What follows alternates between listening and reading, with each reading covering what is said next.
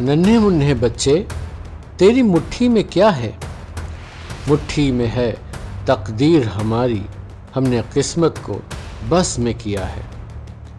लेकिन यूक्रेन के बच्चों की मुट्ठी में तकदीर नहीं, बल्कि उनके जले हुए घरों की राख भरी है। और किस्मत पर लगा है एक बड़ा सवालिया निशान।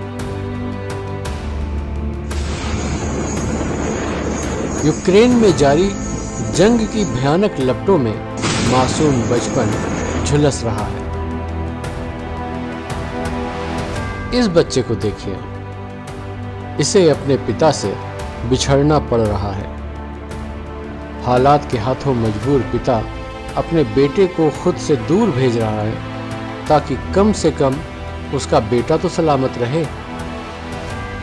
ये बेबसी दोनों की आंखों में साफ नजर आ रही है।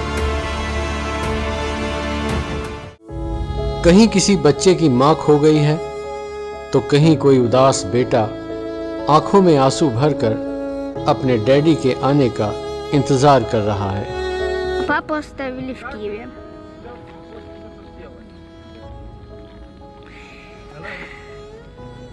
И папа будет продавать что-то, будет помогать нашим героям, нашим войскам будет помогать, может даже будет воевать.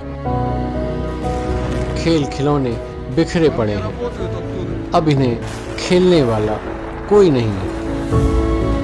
इन झूलों पर बैठने वाले बच्चे बारूदी हवा में खो गए हैं। अब आवारा घूम रहे पालतू जानवरों ने इन पर अपना बसेरा बना लिया है। ये देखिए, सड़क के किनारे रखे ये खिलौने, ये दर्द की एक नई दास्तान बयान कर रहे हैं। ये खिलौने उन बदनसीब माँ बाप ने अपने बच्चों की याद में सजाए हैं जिन्हें इस जंग ने छीन लिया है। यूक्रेन से लाखों परिवार अपनी ज़मीन, अपना घर पीछे छोड़ पड़ोस के हंगरी, रोमानिया, पोलैंड और दूसरे यूरोपियन देशों में रिफ्यूजी बन गए हैं।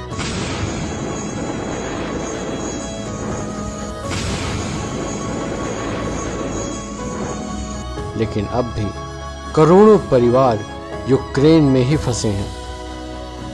और बच्चे बारूद की सुलगती हुई हवा में सूने सपने बुन रहे हैं। इससे मिलिए, ये है रीटा, जो डोनबास फ्रंट लाइन के करीब जेटसेवो गांव में अपने परिवार के साथ रहती है। घर के आसपास आ गिरे रॉकेट और बम के फटे हुए खोल अब इसके खिलौने हैं। बचपन, बेपरवाह और बेखबर बचपन। जहां दो बच्चे मिले, बस वहीं खेल शुरू। ऐसे ही एक बम शेल्टर में एक बच्ची अमीलिया एक दिन अचानक गुनगुना उठी। अमीलिया का ये गीत लेट इट गो फ्रोजन इस बम शेल्टर तक ही सीमित नहीं रहा, बल्कि इसकी गूंज पूरी दुनिया में सुनी गई। अमीलिया को पेरिस में खास परफॉर्मेंस के लिए भी बुलाया गया।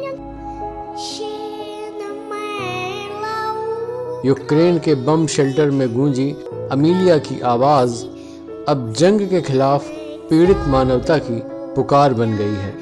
और इंसानियत की पुकार अब यही है कि कम से कम इन बच्चों की खातिर अब आग और तबाही का ये खेल बंद होना चाहिए।